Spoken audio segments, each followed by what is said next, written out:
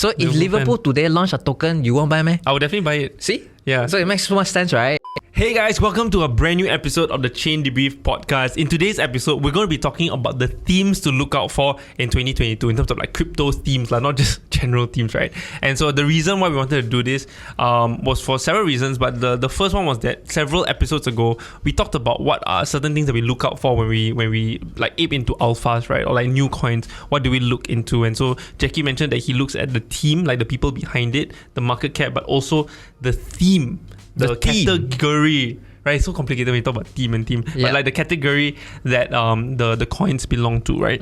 And so recently Jackie wrote an article about what are certain themes and trends to look out for in the crypto world in 2022. So we thought, why don't we make this into a full-on discussion and dive a little bit deeper regarding those categories, right? Yep.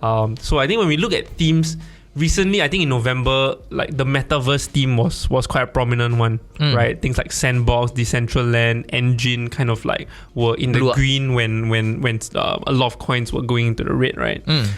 Do you still see the metaverse theme still being a big one in 2022? Well, I mean, for metaverse, I really think that we have just started only. Just scratch the surface. Scratch the surface only. Like right now, what we're seeing is basically the decentralized world, the counters that you mentioned, right? So your Sandbox, your Decentraland, right? They are the forerunners. Yeah. Frontrunners. The trailblazers. Correct. Of this space, and we're seeing the centralized world, which is your Meta or Facebook, and then Microsoft. They're all coming into the metaverse space. Yep. And next year, right? Next year is basically 3 weeks later, right? And all of the big companies, they're all coming into the metaverse. Those who are not in the metaverse, right? They're late already. They're out of the game already because things are moving so fast, right? And any big companies, I feel like, who are not in, who has never included metaverse in their strategy for 2022, right? Yeah. They're late. So I think that's quite interesting because you talk about the centralized companies, right? When we look at the FANG companies, right? So Facebook is in, Meta is in, right? We look at Apple. Apple's making hardware, so they are rumored to be coming out with a VR goggles that's coming out like soon. Yeah. We look at Amazon. Amazon entered the gaming like universe, which you could argue is kind of almost related to the metaverse. You look at Google. Google's kind of like getting into it also, and then even though Microsoft is not part of FANG, like they've recently said that they're going to I think they showed us something like a Microsoft Teams that was like fully virtual. Yes. And then Bill Gates himself has said that like in the future all your virtual meetings will be in the metaverse. Correct. So it's very interesting. Okay. So I think besides talking about the themes, we also want to kind of shout out maybe certain coins to look out for. Maybe certain coins that you can kind of put on your watch list. Don't just simply buy because we said so, but like monitor it and like see how it goes, right? Yeah. So in terms of metaverse coins, are you still bullish on like these three coins, the trailblazers, or would you recommend for people to kind of look at other alternatives? Well, I mean, for metaverse, there's actually a lot more players that are coming out. Well, it depends on your portfolio allocation strategy, right? But I think if you are still new in this space, I think the three key metaverse coins are probably your safest bet right now. Okay. Because one, they have a proven team. They have a huge market cap or like huge volume that's going through their. When people talk about metaverse, right? Those three brands come to mind. So to me, Mindspace and Mindshare is very hard to compete against. So they have sort of like a advantage there. So I think if you are trying to get some exposure, you can pick some of one of the three that we mentioned previously, lah. Okay. Yeah. So somewhat related to metaverse was one of the categories that you pointed out, right? Which was play to earn tokens. Yeah. So that's something that is going to be a trending theme for 2022 as much as it was this year. Yeah. So I think if you look at play to earn game this year, right, the biggest one is obviously Axie Infinity.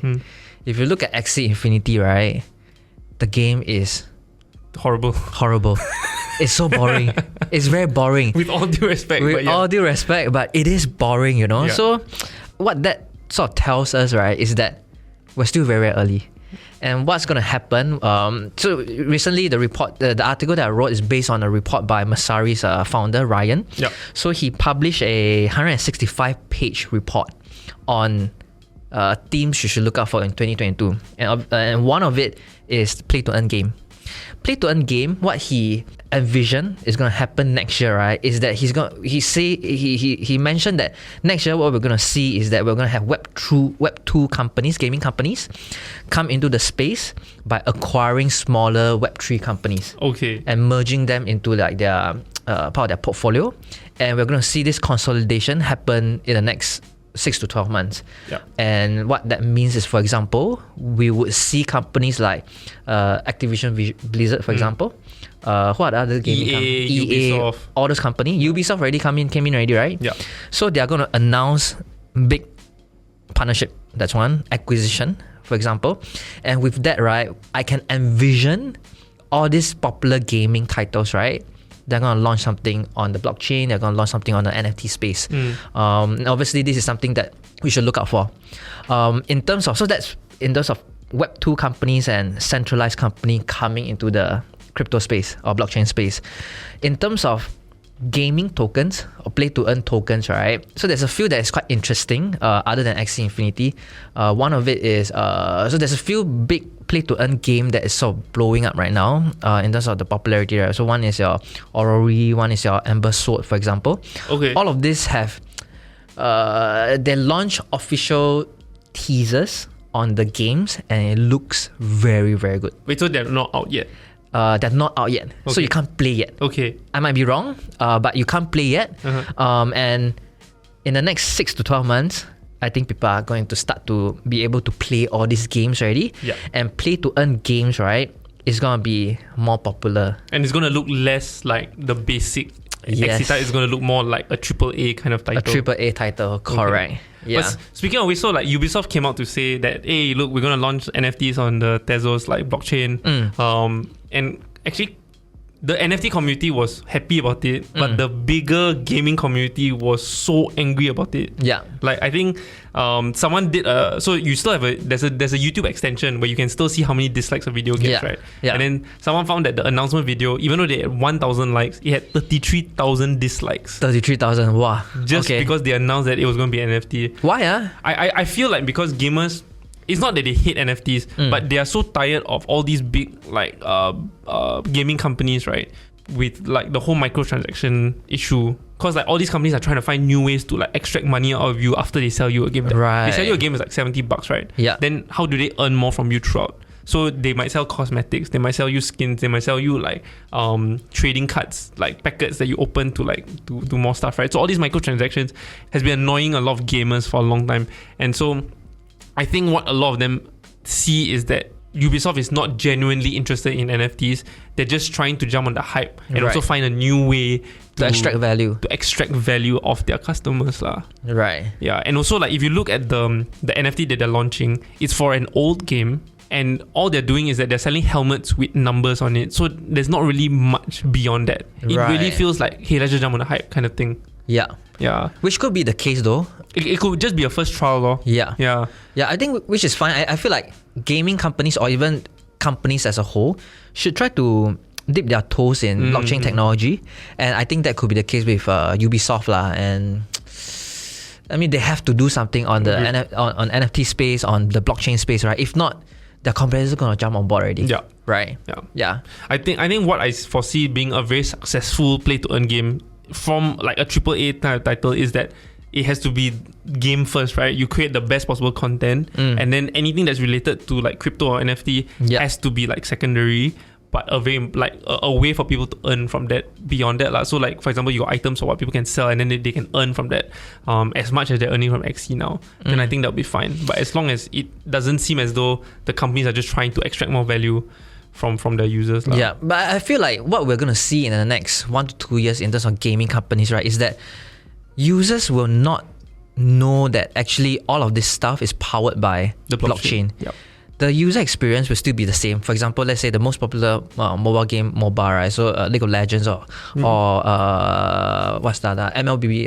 Like Mobile Legends. Mobile Legends. Oh my god, MLBB. So Mobile Legends, for example, right now, what you can do is basically you can top up money, buy the skins. Yeah. And then I think you can sell it to someone else. I'm not too sure how that works. But in the future, right? If let's say MLBB is, MLBB sounds like a baby. Sorry, what's the game there? Mobile Legends. Mobile Legends, bang, my bang, God. right? Yeah, That's why- Mobile Legends, for example. Mobile Legends. Mobile Legends, right? When you buy the skins, and then if you win skins, for example, through lucky draws, for example, right? You can straight away just trade it or sell it off, and then you can cash out the money straight away into your bank. I think the whole user experience will still be much familiar from a user point of view. It will not be like, I'm not familiar with the processes. I think when that happens, I feel like, blockchain and crypto has entered mainstream already. Yeah, and I guess like because microtransactions, even though it's debatable whether it's good or not, but because it's been happening so far, it might actually help in the adoption of like purchasing things online when NFTs start to like enter lah. Yeah. So I think people are already used to like transacting within games already. Yeah. So play to earn game is a very big category to watch next year. Yeah. Because next year will determine whether AAA games can be turned into a highly usable, highly popular protocol or gaming game on the blockchain lah. Yeah. Because right now, I think this year what we've seen is basically the success of Axie Infinity. Can we replicate it? I think we're going to see at least 3 to 5 popular game. And obviously, for those who are looking to acquire tokens to make some money, I think play to earn game is something that you should look at, because like when you look at tokens, for example, right, those that blew up 5x, 10x, right, is because there's a huge demand. There's a huge usage that's powering the demand behind it. Yeah. Like Axie, for example, there was a real economy behind it. There's a real user growth. So game is like a Trojan horse to bring all of the users to the blockchain, right? Yeah. And then if you pick the right horse, so you make a lot of money also. Wow, you're running with this horse Eh. analogy. So play to earn game is a big category to watch next year. Okay. Yeah. What else besides metaverse, besides play to earn? So the same report by Ryan, Masari's Ryan, right? He mentioned fan tokens are going to be big next year. Okay. I think we're already starting to see some applications of that happening this year already. What it means is basically, you can support your artists, your Like musicians, artists, for example, Okay. by purchasing their tokens, the fan tokens, right? And with that, you can unlock a lot of utilities that is previously not available via centralized platforms like Spotify, for example, right? So one of the trend to watch is basically, more and more artists, are they open to the idea of launching their own fan tokens, for example? Imagine this, right? So, maybe in Singapore, right, JJ Lin Yeah. is a Singaporean, right? You think if you launch a fan token, right, you think it won't sell out? It confirms sell out, right? Yeah. So he His straight away... concerts are always so full. Correct. So he can basically release like 3 tiers of tokens, for example. The first tier could be $10,000, highest tier one. If you're a owner of that token, right, you can straight away be given priority access to his concerts, for example, meet him, for example, appear on his music video, for example. It's so easy to execute and it makes so much sense, right? And with blockchain, you can prove ownership of this token. Yeah. Right? Very quickly. Yeah. Very quickly. And then he can launch a second tier one, which is, let's say, $5,000 with varying, he can play around with the utility. Yeah. And it's so obvious if, let's say, 5 years later, we turn back and see, right? Yeah. Oh my God, on hindsight, this is just, it makes so much sense, right? So next year, I think one of the areas to watch is basically fan tokens. Yeah. And for example, let's say again back to the JJ Lin one, right? If let's say for example he released the first tier of token at, let's say, $10,000, if the demand for this outstrip the supply, right, the tokens will be traded on secondary at a much higher premium, for example, right? And he earns the royalties. And he earns a royalty, right? And yeah, it's just we're already starting to see some artists in the States doing this already. So Mike Shinoda, for example, launches his own first NFT, right?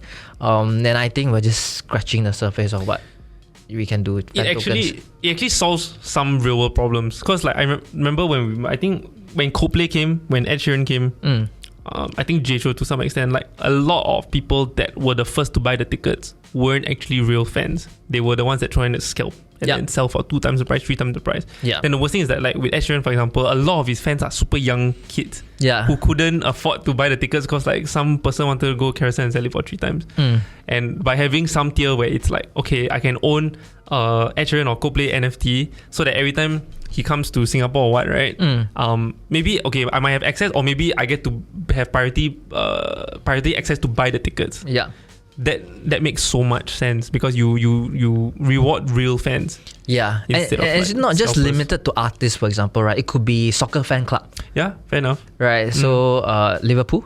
Yeah. Liverpool fan, right? So if Liverpool today launch a token, you won't buy, man? I would definitely buy it. See? Yeah. So it makes so much sense, right? They've launched quite a few, right? Like so, I believe Lazio has one, PSG has one, yes, City has one. All of them are launching fan tokens already. Yeah. But it's not as popular because the marketing has not caught up yet. Yeah. Okay. They have not like really fully utilized it. I feel like because actually I haven't really looked into it. I think it's also because you look at the Venn diagram, right? Soccer fans or football fans and crypto natives, right? The intersection is still very thin, I think. Sure, yeah. So I think when that gets wider and more people, so like my thing, for example, was that I love the Beatles, right? Yeah. Love the Beatles. Yeah. Grew up listening because my dad loved listening to it. And then when I heard that NFT was coming out, I was like, that makes so much sense to me. Yeah. Right? This is an exclusive interview that hasn't really been released. And plus, you get an artwork of them. Like, I'm going to buy it. So I went to the website when the Beatles thing released on either Saturday or Sunday, right? No one was bidding for it. Okay. So they sold 4, right? 1 for each of the Beatles. Only one of them, the Paul McCartney one, had a bid at minimum. And the 3 of them didn't even have any bids at all. Wow, damn shag. Damn shag. And so I was just like, I think the intersection between crypto natives and actual fans of these, like, you know, cultural products like music and football, maybe not that wide yet. Actually, I think it could be a problem with onboarding also, on-ramp also. Okay. So imagine, so let's go back to the Liverpool thing again. So if Liverpool, for example, today they launch their token, most of their fans, like you say, is not crypto native. They don't know how to set up wallet. They don't know how do I deposit money from my DBS to FTX and then move it to MetaMask and all those kind of thing, right? Yeah. So I think we're still not there yet in terms of on-ramp, and it's not clear and easy enough for them to buy. But once, I know a lot of teams around the world, I mean, I don't know them personally, but a lot of teams around the world, they're trying to fix this user experience so that's easy for you to just, you know, buy stuff online on the blockchain. And I think we're going to make a lot of progress in the next 6 months, and then all of these tokens will just blow out already. It's going to be such a big marketing strategy and marketing push for all these brands. And I think once it's as simple as setting up a Facebook or Twitter account, right? Then I think the gateway will really open. Because you're right, the barrier to entry is quite high at the moment. So that's essentially fan tokens. Are there any particular coins that people should look out for in the space or in the theme? For fan tokens. For fan tokens. For fan tokens, you mentioned a lot already, right, just now. So the tokens of the team. This Chiliz, is it? No. So the PSG. Oh, the actual tokens of the teams. actual tokens. Yeah. But if you're interested in the platforms that powers all of this token, for artists, we spoke a fair bit about this. So Audius is one of them. So Audius basically allows you to Audius, right? So why are you like? No, yes. Okay. As I'm listening intently. So Audius basically is like decentralized Spotify lah. So you can basically support your artists. It allows artists to issue their NFT via the platform. It allows artists to upload their songs, engage directly with their fans via the Audius platform, right? So I think that's one. I think they had partnered with TikTok earlier this year. They are actively shipping new features and products, so I'm quite bullish on them. The second one is Chiliz. So Chiliz basically enables fan clubs, sports clubs around the world to set up their own tokens and digital fan clubs. So I think those are the two that are sort of like a leader in their respective space, and they're quite large cap. They're more than like $1 billion market cap right now. Yeah. Okay, so that was fan tokens. What's another category or another theme that people should look out for next year? Yeah, so from the report, again, this is not from me, right? Yeah. So from Ryan's report, he mentioned about tokenized fund, the ideas of tokenized fund. This is not something new also, so we wrote about it on Chain Debrief. Tokenized fund are basically ETFs lah. Why? Because right now there's more than 10,000 cryptocurrency out there. Yeah. How do you... It's so hard to keep up. Correct. So similar to the S&P 500, what if you can just invest in a basket of crypto based on the theme? Like for example, we spoke about metaverse just now, right? What if I can just spend every month, I just want to buy $100 worth of the top 10 metaverse coin? So obviously this is going to happen. Obviously someone thought about this already. Obviously someone launched this protocol already. So one similar one such protocol is called Index Corp. So they have 3 indexes right now that you can invest in. The first one is the DPI index, which is the DeFi Pulse Index. So basically it invests in the top 10 or top 15 DeFi protocol. Okay. Instead of you buying individually, like Uniswap lah, SushiSwap, all those kind of stuff, right? Okay. You spend $100 and you have exposure in all of the top across DeFi. different chains also. Across different chains. Yeah, beautiful. So that's the first product they have, DPI. The second product they have is Metaverse Index. What I mentioned. So instead of you buying, you don't know what to buy, you just buy this index, right? And it gives you exposure to all of the top metaverse crypto coins. They are launching a few other indexes also lah. So I think we're going to see more of these similar products out there. Not just by Index Corp, but a lot of other protocols out there are going to launch similar protocols as well that allows you to invest in themes lah. What currency do you pay, or like ETH? Oh, so it's on ETH. Yeah, so it's very expensive. So actually, I wanted to, but the gas fees are too high already. Yeah. Oh, but the fees are quite low right now. But I mean, that's... Yeah, so but my idea was that, every month I wanted to dollar cost average into, let's say, the Metaverse Index. So if I spend, let's say, $100 or $500, right? The gas fee about 1 month ago was $100. Yeah. So it doesn't make sense for me to DC already. So I think there was a proposal for them to move into the Polygon chain. So it makes much more sense. Matic. So correct. So you can just purchase their respective tokens and at a cheaper rate lah. Yeah. So I think we're going to see more of that next year. Okay. Yeah. Very, very exciting. I think so recently I was watching like the congressional hearing in the US. Yeah. And then some congressmen couldn't understand like why is it so risky for people to invest in crypto, right? And so like the respondent was basically saying, look, like an average person on the street who doesn't know about stocks can basically go and buy the S&P 500 and I will be relatively comfortable about that person buying it, right? Yeah. Whereas in the US, you can't do it. You can do it and he name dropped 4 countries: Canada, Germany, Singapore, and Portugal, where they are working on crypto ETFs. Yeah. But in US, you can't. And then the guy was like, why can't we? That's like, why can't we? And he said, because the SEC is not approving it. Oh. Yeah. And then they were like, Yeah.